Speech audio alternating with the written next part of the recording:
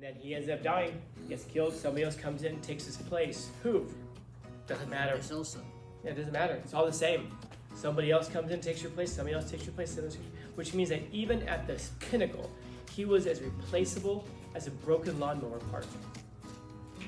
And that's what terrifies someone in a sense, the sense that our lives simply don't matter, that we're as replaceable and interchangeable as a broken lawnmower part.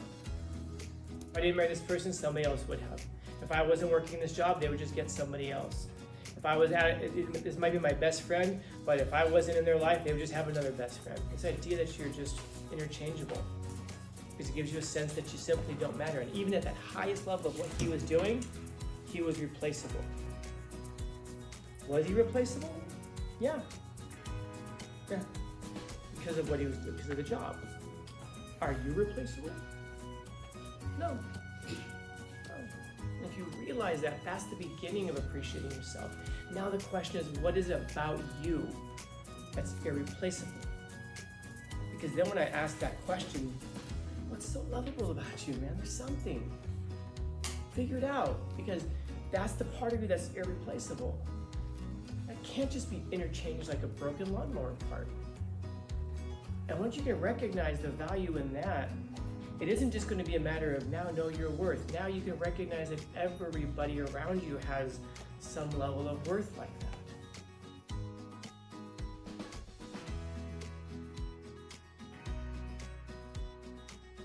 I asked the class, what do you want? Like right now, what would make you happy right now? At this very moment, not in your life. At this moment right now. Colorful pen. Colorful pen. Colorful pen? There's a red one. Are you happy? I want more colors. You want more colors? This is the issue, isn't it? Yes, we want What did he say he wanted? colorful pens. Colorful pen. Well, he was given the red He one. got a colorful pen. And what did he say? Immediately he wanted more. More. And if I throw him the green one, you're not gonna get the green one. If I throw him the blue one, if I throw him the black one, he probably complained the black one. It's not colorful. It's the wrong kind of color. And he throw the green one, and then I'm out of colors. I can throw him. And so there's something there about happiness. Who else? What would make you happy right now? At this moment, not in your life, but at this moment that you're sitting in this classroom right now. Not sarcastically. Not like you're gonna stop talking. Like actual, really. Food. That's so funny. Someone mentioned that last year. What kind of food? Wingstop. Funny. It's very specific. Because someone last period said wings. So I asked him, like chicken tendies? With hot sauce buffalo? He's like, no, wings. I don't like tenders. So I didn't say tenders. I said tendies, very specific. You don't eat nuggies because you're a goddamn adult. You eat tendies. And then he goes, yeah, that makes me happy right now. Guess what I happen to have in my fridge? Wingstop. No. Okay. God damn it, no. I had chicken tendies. No. And I have buffalo sauce over there. The best buffalo sauce you can get. 9/11 sauce. Before anybody says and goes, is it really the best? Ask people from my fourth period. I pulled out what's that? 9/11 sauce? No. 3 Mile Island sauce. Oh, it's 9/11. No, there is a 9/11 sauce. There is a 9/11 sauce, but it's 3 Mile Island sauce. And then, so after we were talking, I gave him some of it and just so you all know that there's no lie here. So he tries it, and he was just like, that's a damn good sauce. That's a damn good tendy. And the tendies had been in my fridge for a little while, so they're a little dry. But he's like, dude, but the sauce makes it, man. Got some ranch in there, and he was just like, that. And then a few people grabbed some spoons, and they were like, oh, that's a good sauce. That's a really good sauce. Were they happy at that moment? Yeah. I don't know what they're feeling right now in their next class. Maybe they're longing for that sauce. Maybe they're sitting going like, remember last period? This guy gave us those tendies with the sauce. Yeah, that was good sauce. Man, I wish we had more of that right now. Because sometimes the thing that you get, it creates a deeper longing to get that thing again. In other words, happiness in a lot of ways is a memory. and you're constantly seeking back to that memory. Remember when? Remember when? Remember when? And there's almost no sadder conversation I ever hear than the one that begins with that phrase. Remember when? Remember when? Because it isn't oftentimes like a real remembrance. It's a longing for the thing that you felt back then. So some of you, for example, were at prom, and 20 years from now, you might be talking to someone going like, oh, remember when?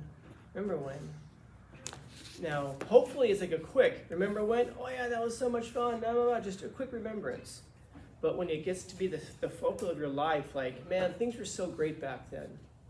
In other words, things aren't so great right now. And we're always trying to recover that joy or that happiness that we felt at some moment, or that we reflectively think that we felt. Because if I took your whole life right now, and even if you had a great night at prom, or even if you have a great night at grad night, or even if you had a great night doing something else besides those things, I wonder if I took your whole life at this moment, if you would say, this is a great time of my life. Or how many of us would just say, oh, that one night, or that one event, or that one thing I went to, that one conversation with that one friend, or that one dance. Or how many of us would then later on in 20 years still somehow remember that whole time period as being so great? Not like today. You know? That's why I say it's a good thing to ask ourselves once in a while, what would make me happy right now at this moment? And you can start to figure out what some of those things are that are really important to you. Like, how many of you guys have seen the movie Scarface? Yeah, good. If you haven't, it's a great movie. For those of you who haven't seen it, in short, it's about a guy who comes in from Cuba. He has nothing. He starts off on the street and he needs to come up with some money. So he goes to work for a friend of his who traffics drugs, and they're just telling him, hey, let's just take these drugs, we'll make a bunch of money, get started off in this country. So he's like, okay, yeah. So him and his friend go to deliver these things, and in short, they get attacked, and his friend gets murdered in front of him. He's able to fight his way out. He takes the drugs, he goes to the main guy, and he delivers them and says, I killed the enemies, I brought you the money, and I brought you the drugs. And so the guy was like, I need someone like you. So he hires him. Oh, be careful. Sometimes the kind of people you hire. Guy shows up with all of your money and all of your drugs, you know this is probably a dangerous person. This was the boss's mistake, thought he could control somebody like this. But all that aside, so then he sees everything his boss has. He sees the house, he sees his wife, he sees the money. He even sees this big sign he has in his house that says, the world is yours. And he just thinks, yeah, that's what I want. I want the world. That would make me happy. And so he, as the movie goes on, I'll spoil some things for you, he ends up killing his boss and takes over the empire. In the process, he ends up taking his wife. Of course, he gets all the money, and he expands the business, so he's making even more money than his boss ever did. And he looks at that same sign now that one time was like a hope, the world is yours, that someday he'd be able to say that honestly. And then he looks at the sign, and he says it to himself again, the world is yours. Like, yeah, it is mine. And then he runs into all the problems that you run into in that sort of a business, and there's this fantastic scene, man, where he's at the end of he's in this restaurant, and everybody who's in that restaurant is looking at him, and they know exactly who he is. He has all the money. He has all of the power. If you've seen the movie, you know that once you get the money, then you get the power, and then he's sitting there with the woman that he wants as well, which isn't really even his. It's not his. It's his boss's. He's living somebody else's life completely. He's just kind of inserted himself into it instead of his boss. It's the thing that he thought would make him happy. Why? Because what was he really after? What he was after was status. In other words, he wanted people to look at him and to think externally, you really are somebody. You've really done something great.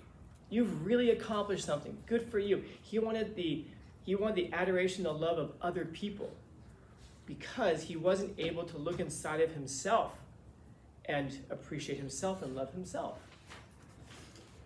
So I know it's a cliche now. We say it. You gotta love yourself. You gotta love yourself. We also go, yeah, that's true. You gotta love yourself. You gotta love yourself. And so twice this year I've asked you guys that question. What's so lovable about you?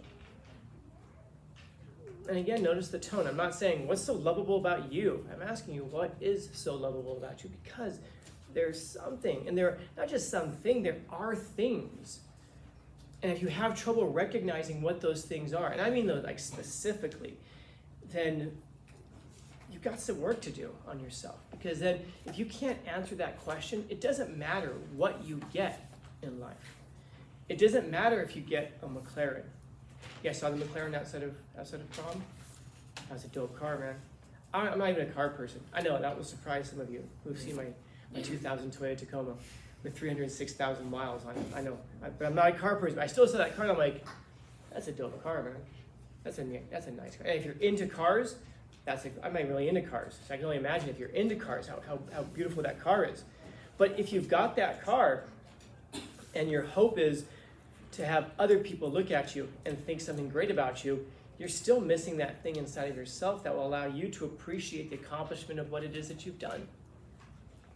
And so it doesn't matter if you get the McLaren or if you kill your boss and take over his drug empire and take everything that you want. You're going to end up like Scarface in that restaurant at the end, remember? Because he's in his suit. He's in this really nice restaurant. Everybody else all dressed up in their tuxedos, but they're all looking at him like they know exactly who he is. And that bugs him because he can't even get their appreciation. He can't even get them to look at him and go, you know what? Maybe we don't like his business, but man, that guy has accomplished something. That guy came from nothing and look at where he is today. They still wouldn't accept him. And because they wouldn't accept him, he had no acceptance because he couldn't accept himself. And he has that fantastic line. He's just looking around and he says, is this it? This is what it's all about, man? This is all it is? And he stands up and he kind of makes a scene of himself and he says, at the end he says like, goodbye to everybody. He says, say goodnight to the bad guy. Yeah, I'm the bad guy. And he's not just saying it like facetiously. He's saying it because he knows that he is the bad guy. And that's one of the reasons he can't appreciate himself, because he didn't do it the way that he earlier says that his parents raised him to be. His parents were disappointed in him. It's like he shows up with money and gifts and they're like, we know how you got this, get out of here. We don't want this stuff from you. We know you're a criminal. He couldn't get the love and appreciation from his family because he didn't do it the right way. That means he couldn't appreciate himself. And so as much as you want to stand out there and wave his arms and say, look at me, he still would say the exact same thing. I'm the bad guy. And he knew it about himself. And so when he says, say goodnight to the bad guy, he wasn't just leaving. If you're paying attention to the movie, you know he's about to die. He really is saying, say goodnight to the bad guy. And then he ends up dying, gets killed, somebody else comes in and takes his place. Who? Doesn't matter. Yeah, it doesn't matter. It's all the same. Somebody else comes in, takes your place, somebody else takes your place, which means that even at this pinnacle, he was as replaceable as a broken lawnmower part. And that's what terrifies so many of us, that the sense that our lives simply don't matter, that we're as replaceable and interchangeable as a broken lawnmower part. You know, should it be, I don't know, like if I didn't marry this person, somebody else would have. If I wasn't working this job, they would just get somebody else. If I was this might be my best friend, but if I wasn't in their life, they would just have another best friend. This idea that you're just interchangeable, because it gives you a sense that you simply don't matter. And even at that highest level of what he was doing, he was replaceable. Was he replaceable? Yeah. Yeah. Because of what he was doing, because of the job. Are you replaceable? No. No. And if you realize that, that's the beginning of appreciating yourself. Now the question is, what is it about you that's irreplaceable? Because then when I ask that question, what's so lovable about you, man? There's something. Figure it out, because that's the part of you that's irreplaceable. That can't just be interchanged like a broken lawnmower part.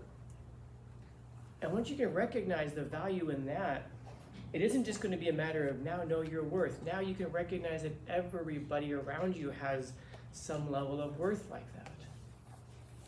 So yeah, it's important for you to recognize that, because now when you're sitting in that McLaren, you can actually appreciate it. And you can be content with yourself, because I accomplished this thing, which is great. There's nothing wrong with material possessions. And people say, oh, don't pursue money. Maybe. Depends. Don't pursue money if you're using the money to stuff it in the hole, makes you feel like your life is meaningless and like you're interchangeable. Don't pursue a car if you're shoving the car into that hole. Don't pursue love, by the way, if you're just going to pursue the love to shove it into that hole to make up for the thing that you're lacking in yourself. If you can come to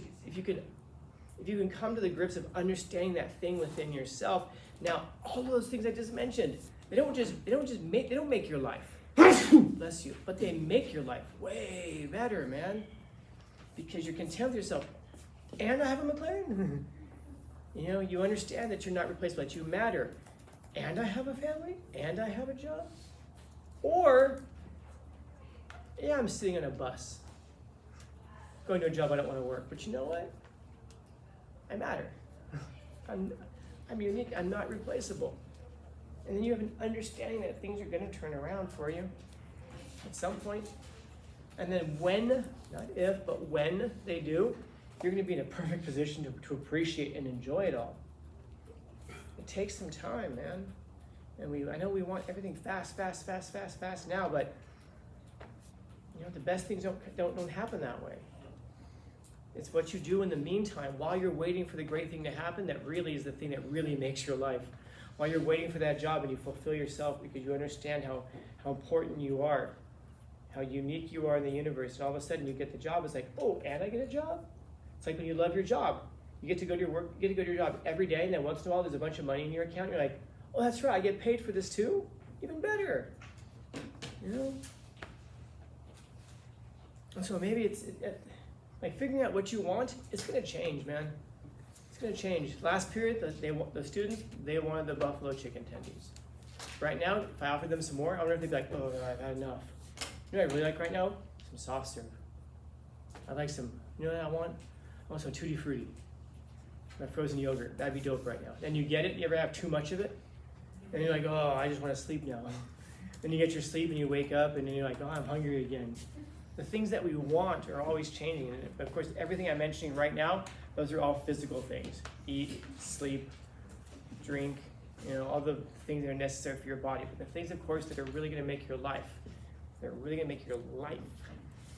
the things that are not material.